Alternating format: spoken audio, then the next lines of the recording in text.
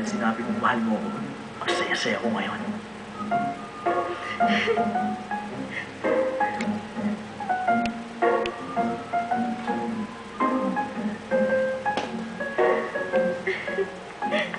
Teka, ba't parang ang saya-saya mo yata dyan, ha?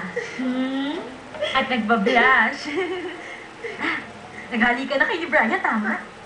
Masyado ka naman prangka magtanong dyan. O sige na nga, hindi na ako masyadong prangka. Nag-French kiss na ba kayong dalawa? Pwede ba? Tigilan niyo na ako.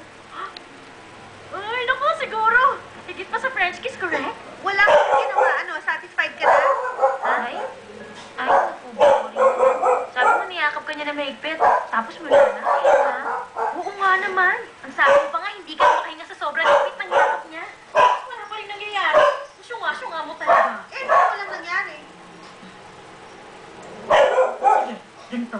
Makinig kang mabuti. May advice ko sa'yo. Pag nagkita kayo sa matalagay mo agad ng pagkakataon,